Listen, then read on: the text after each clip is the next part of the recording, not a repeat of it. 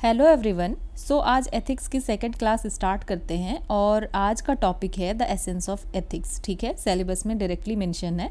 तो एसेंस का सिंपली क्या मतलब है? एसेंस का मतलब ही है कि कोर प्रिंसिपल। ठीक है, एसेंस का मतलब है कोर प्रिंसिपल ऑफ समथिंग। तो एसेंस ऑफ एथिक्स कहने का मतलब है कि कोर प्रिंसिपल जो डिफाइन करता है एथिक्स को और इसके पैराडाइम को। ठीक है, ये क्या करता है? फाउंडेशनल बेसिस को एक्सप्लेन करता है जिसके ऊपर की मोरल रीजनिंग स्टैंड करेगा।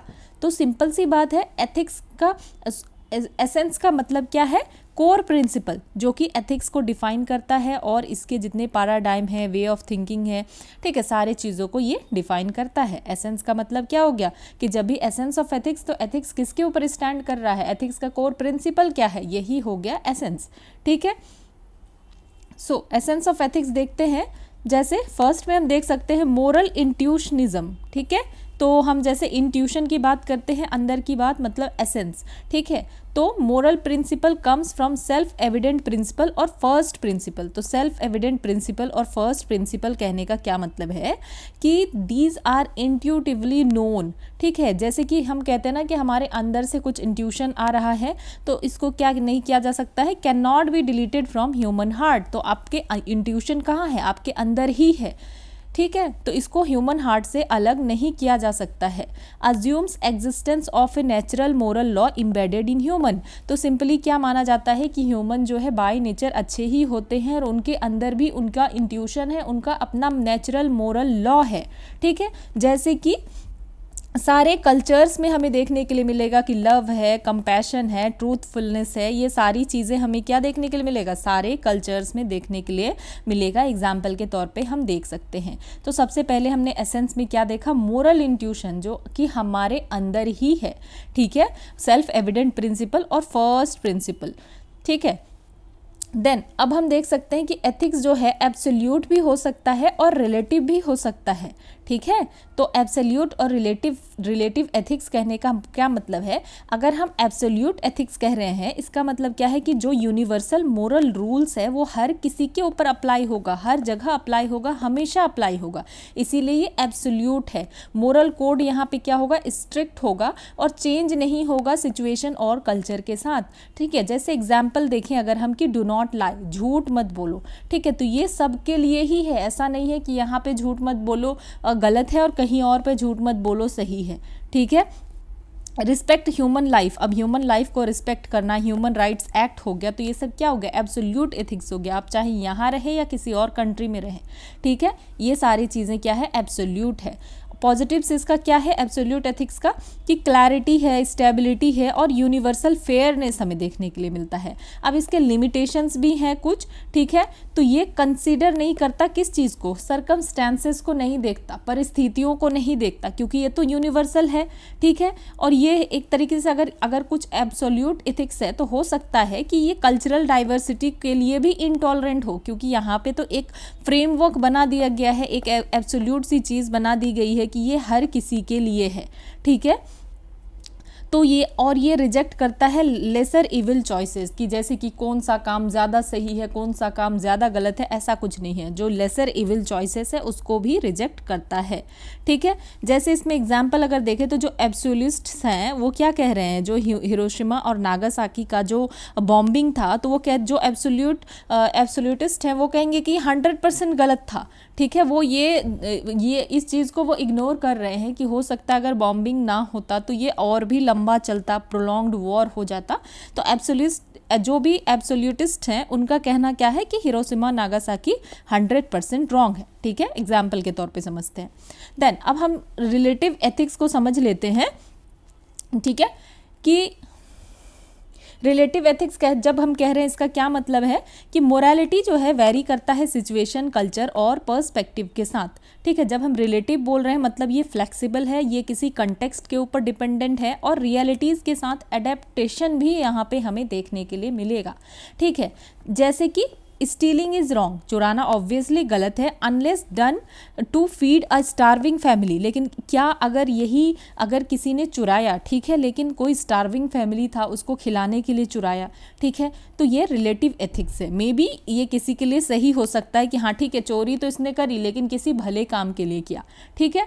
देन पॉजिटिव्स इसका क्या है कि कल्चरल डाइवर्सिटी को वो ये जो है इनकरेज करेगा, कंटेक्स्ट के साथ सेंसिटिविटी होगा, ठीक है। लिमिटेशन अगर देखें तो कि लिमिटेशन में यही है कि अगर अलग अलग तरीके का बिलीफ है तो इसका मतलब ये नहीं है कि सारा करेक्ट है, ठीक है। अगर कहीं कोई बिलीफ सही है और कहीं कोई बिलीफ गलत है तो इसका मतलब बिल्कुल नहीं है कि सारों की ये बिलीफ सही है, ठीक है।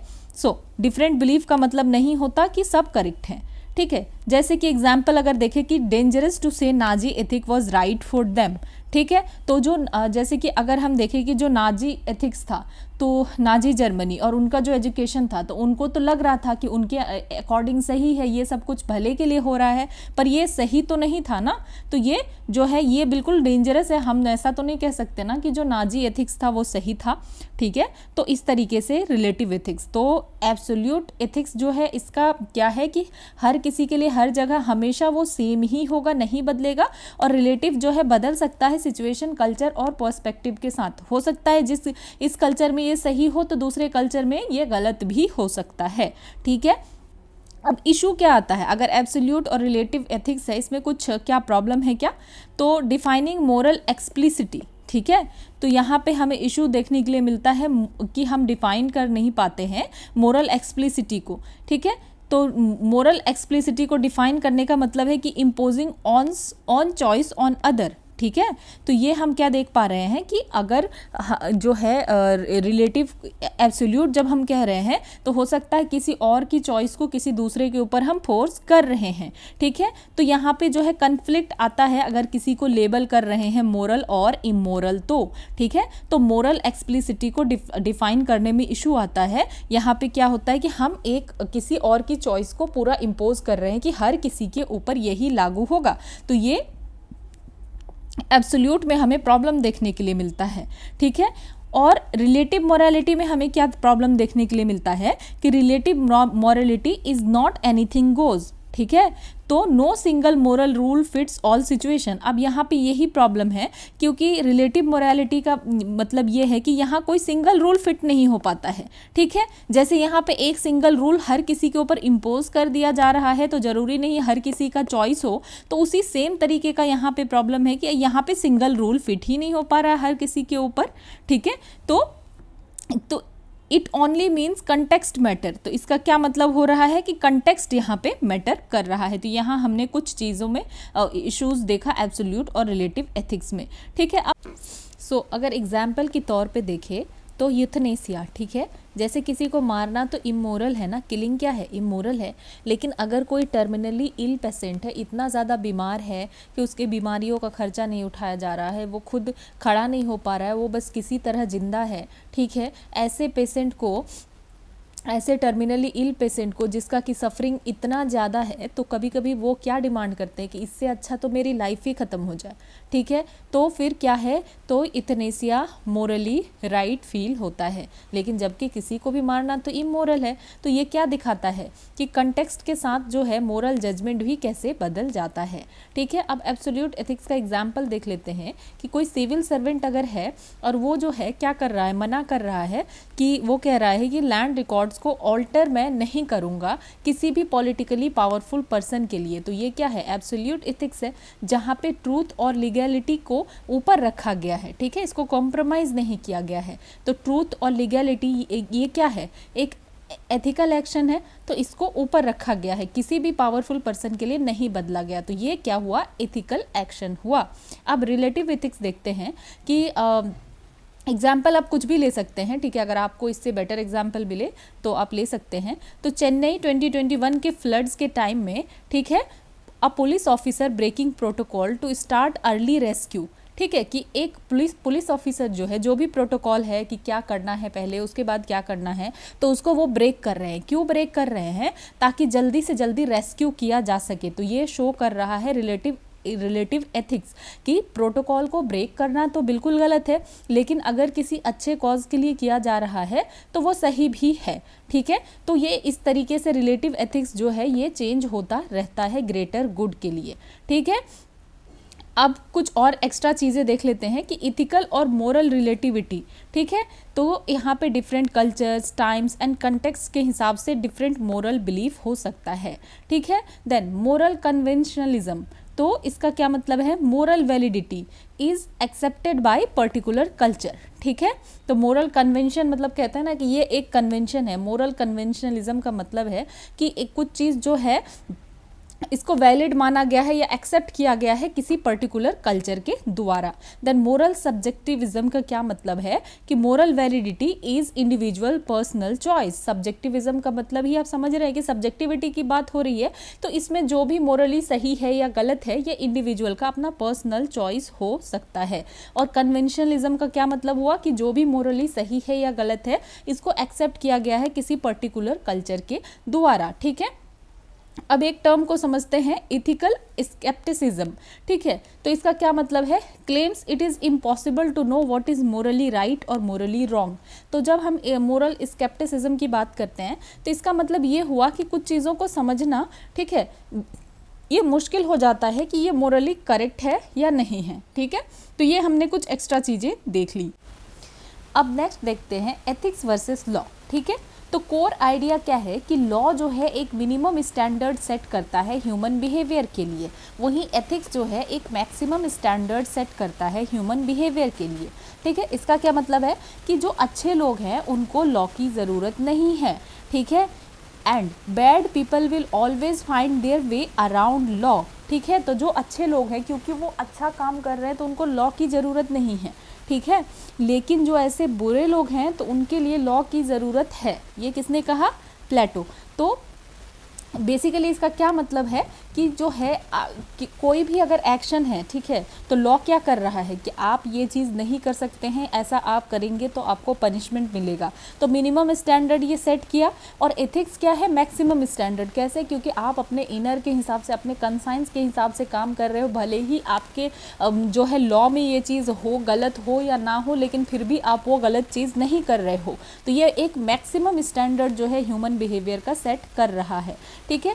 और एक स्वामी विवेकानंद जी का कोट है कि a society can not be made strong only by making strong laws, कि अगर आप किसी सोसाइटी को स्ट्रॉन्ग बनाना चाहते हो तो सिर्फ आप एक स्ट्रॉन्ग लॉज बना के, कोई भी लॉ लेकर आ जाओगे स्ट्रॉन्ग की ऐसा करने से ऐसा हो जाएगा या कुछ भी लॉ है, तो क्या वो सोसाइटी स्ट्रॉन्ग हो गया क्योंकि वहाँ एक स्ट्रॉन्ग लॉ है?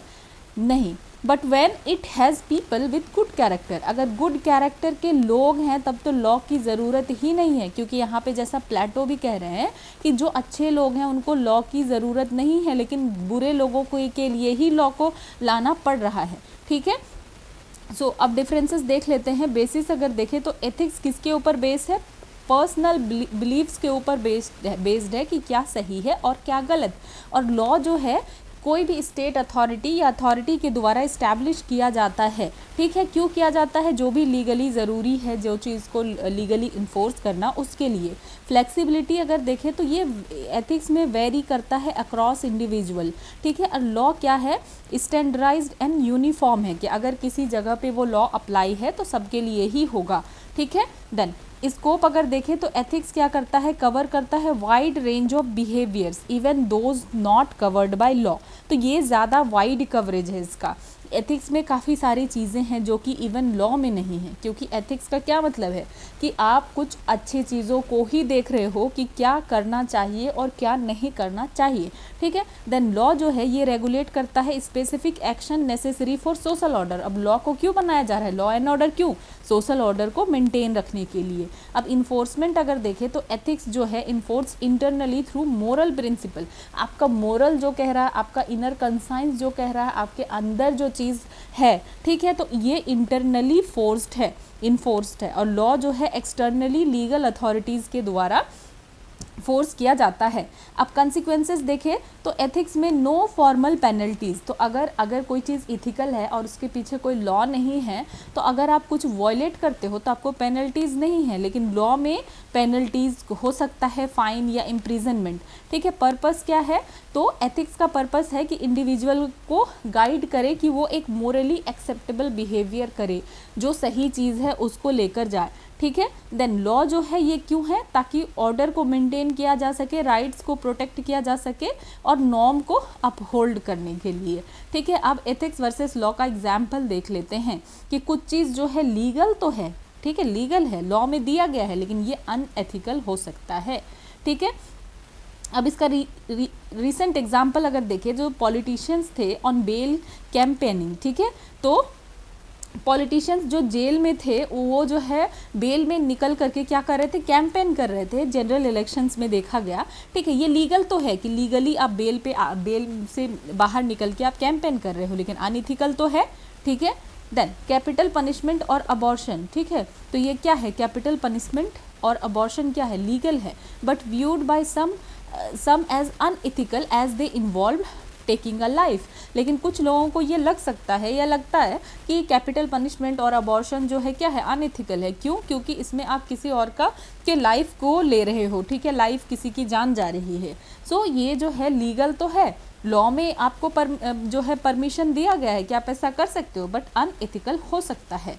अब कुछ चीज़ जो है इलीगल है, ठीक है, लॉ में नहीं है ये चीज़, लॉ में आपको मना किया गया है, पर एथिकल है। ठीक है, जैसे कि सोशल रिफॉर्मर्स जो थे उस टाइम पे, या जो अभी भी है, या आप हमारे इंडियन नेशनल मूवमेंट के टाइम पे जो सोशल रिफॉर्मर थे, तो गवर्नमेंट के अगेंस्ट जाकर के काम कर रहे थे, जो भी अनजस्ट लॉ था उसको डिसओबे कर रहे थे। ठीक है, जैसे कि हमने क्या देखा? पीसफुल सिविल डिसओबीडियंस मूवमेंट देखा। तो ये सब क्या है? As ethical protest. तो ये लोग क्या कर रहे थे कि जो लॉ था, तो लॉ को तोड़ दिया, तो इलीगल तो हुआ क्योंकि आपने लॉ को तोड़ा, लेकिन लॉ को आपने अच्छे चीज़ के लिए तोड़ा। ठीक है, तो ये इलीगल है, ठीक है, लेकिन एथिकल है, अनएथिकल नहीं है। नेक्स्ट देखते हैं कल्चरल एथिकल कन्फ्लिक्ट। ठीक है, तो जैसे सुप्रीम कोर्ट जो है फायर क्रैकर पे रेस्ट्रिक्शन लगाती है दिवाली के टाइम पे, ठीक है, क्योंकि इन्वायरमेंटल हेल्थ के लिए। तो ये क्या करता है? ऑफन हम देखते हैं कि कल्चरल बिलीफ के साथ क्लैश कर रहा है। ठीक है, क्योंकि फायरवर्क्स जो है ये सब क्या है? Integral to Diwali. तो यहाँ पे हमें लीगल और कल्चर के बीच में हमें टेंशन देखने के लिए मिलता है। अब जैसे लीगल और इथिकल कन्फ्लिक्ट में अगर हम देखें, तो सबरीमला केस में सुप्रीम कोर्ट ने लीगली अलाउ कर दिया entry of women of all ages, कि हर उम्र की औरत जो है जा सकती है। ठीक है, लेकिन जो कुछ डिवोटी हैं वो इसको अपोज कर रहे हैं। क्यों कर रहे हैं? कल्चरल एथिकल ग्राउंड्स के ऊपर। ठीक है, क्योंकि उनका ये कहना है कि हमारा टेम्पल का ट्रेडिशन तो ये नहीं है। ठीक है, तो यहाँ पे डायरेक्ट क्लैश देखने के लिए मिल रहा है कॉन्स्टिट्यूशनल मोरालिटी और कम्युनिटी कल्चरल मोरालिटी के बीच में, क्योंकि हमारे कॉन्स्टिट्यूशन में क्या है कि सबको बराबर का अधिकार है। ठीक है, कोई भी पब्लिक प्लेसेस में कहीं पे भी जाने का या अपने रिलीजन को फॉलो करने का। ठीक है, तो यहाँ पे क्लैश देखने के लिए मिलता है। ठीक है, अब ethical whistle blowing versus legal violation. ठीक है, Edward Snowden released confidential surveillance information run by US government on its own citizen and other countries. ठीक है, illegal but argued as ethical. तो ये समझते हैं कि क्या है कि विसल ब्लोवर जो होते हैं, ठीक है, तो एडवर्ड स्नोडन ने क्या किया? जो यूएस गवर्नमेंट क्या कर रही थी? कॉन्फिडेंशियल जो है सर्विलेंस चला रही थी, अपने ही सिटीजन के ऊपर सर्विलेंस चला रही थी।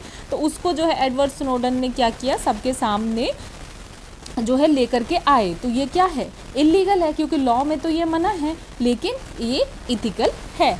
ठीक है, अब कुछ की सिमिलैरिटीज़ देख लेते हैं एथिक्स और लॉ में। तो दोनों का एम यही है कि ह्यूमन बिहेवियर को गाइड करना।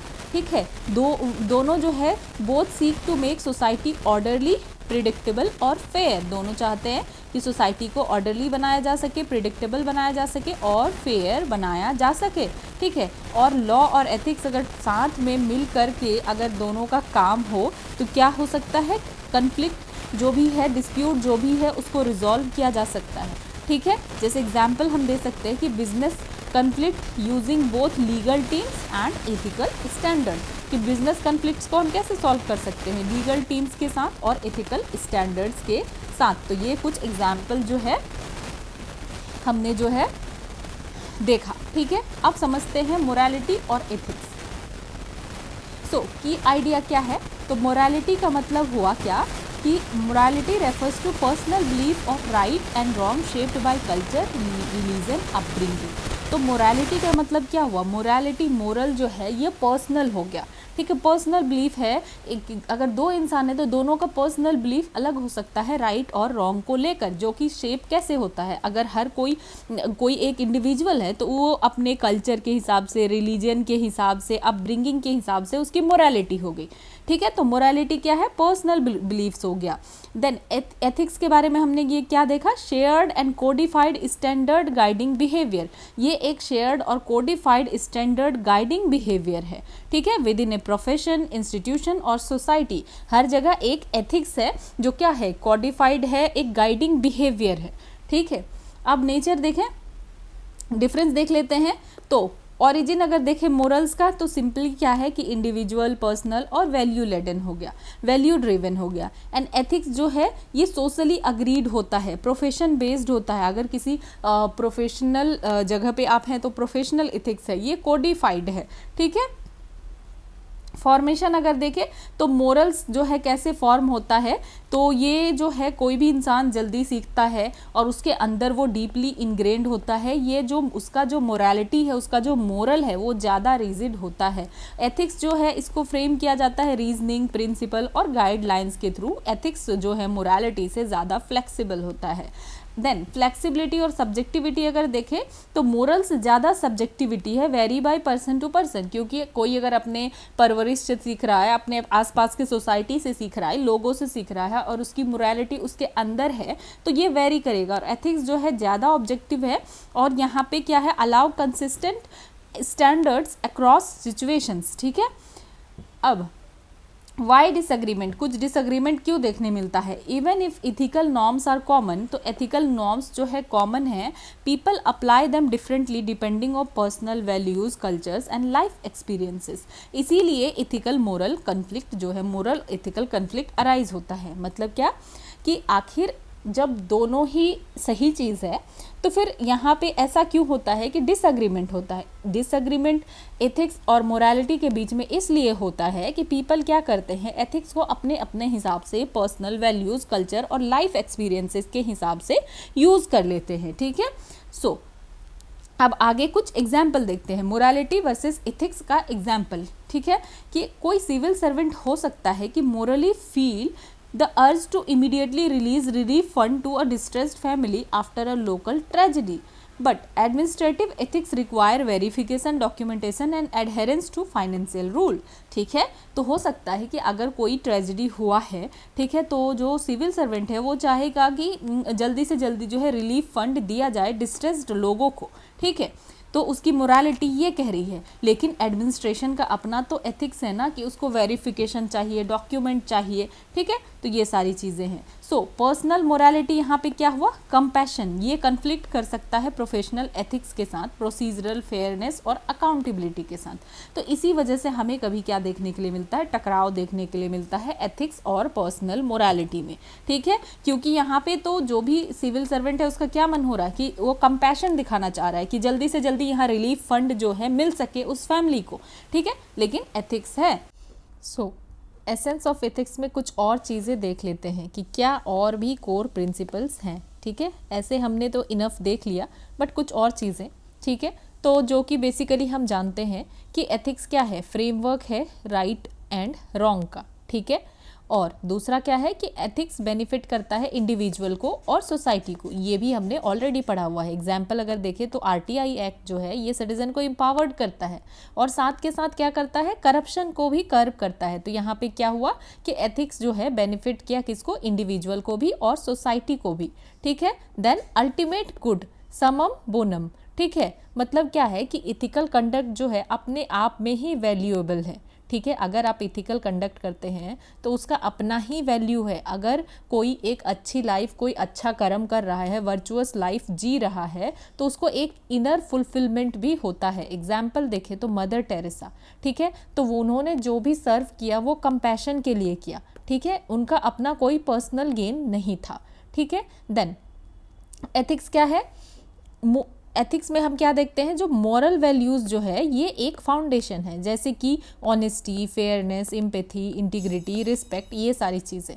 Then moral responsibility, ethical action जो है ये क्या करता है, प्रोटेक्ट करता है दूसरों के राइट को और डिग्निटी को भी, जो कि हमने काफ़ी बार देखा। एथिकल डिलेमा और डिसीजन मेकिंग में हेल्प करता है, ठीक है। और अगर कोई लीडर है तो अगर वो एथिकल है, ठीक है, तो एथिकल लीडरशिप से क्या होता है, तो इससे ट्रस्ट और इंटीग्रिटी बना रहता है, ठीक है। देन प्रिस्क्रिप्टिव नेचर होता है एथिक्स का, ठीक है। तो एथिक्स जो है कभी कभी क्या करता है, प्रिस्क्राइब भी करता है कि पीपल को कैसे बिहेव करना चाहिए, ठीक है, जो कि नॉर्मेटिव गाइडेंस प्रोवाइड करता है कि क्या सही है क्या गलत है, जैसे कि always speak the truth, a moral command rooted in duty, ठीक है। देन डिस्क्रिप्टिव नेचर भी होता है एथिक्स का, या डिस्क्रिप्टिव भी हो सकता है, जिसमें कि क्या करते हैं, होता है, एक्सप्लेन किया जाता है कि पीपल को एक्चुअली कैसे बिहेव करना चाहिए। ये जज नहीं करता, only observes real world moral choices. तो इसमें क्या होता है कि ये जज नहीं करता है, बस ऑब्जर्व करता है रियल वर्ल्ड मोरल चॉइसेस को, कि क्या क्या यहाँ पे मोरल चॉइसेस और भी अवेलेबल हैं, जैसे कि सोशियोलॉजी में, एंथ्रोपोलॉजी में या साइकोलॉजी में, इन सारी चीज़ों में यूज़ किया जाता है, ठीक है। तो ये क्या है, डिस्क्रिप्टिव जो है नेचर है, कि सिर्फ एक्सप्लेन करता है कि पीपल को कैसे बिहेव करना चाहिए। तो एथिक्स डिस्क्रिप्टिव भी है और प्रिस्क्रिप्टिव नेचर भी है। एब्स्ट्रैक्ट बट पावरफुल, ठीक है। एब्स्ट्रैक्ट का क्या मतलब है कि एथिक्स एक आइडिया है, एक मोरल वैल्यूज़ है, लेकिन ये एथिक्स क्या है, अनसीन है। आप आइडियाज़ को देख सकते हैं क्या, नहीं, लेकिन ये एक इलेक्ट्रिसिटी के तरह होता है। मतलब क्या कि बहुत ही ज़्यादा वाइटल है सोसाइटी के लिए। जो वैल्यूज़ हैं जैसे कि जस्टिस है, इक्वालिटी है या लिबर्टी है, तो ये सब काफ़ी ज़्यादा सही है, ठीक है। क्या करता है, पीपल को, पब्लिक इंस्टीट्यूशन के लिए सही है। Then scope for growth, ethics में हम क्या देखते हैं कि एथिकल पर्सन के पास क्या है, ग्रोथ का स्कोप है।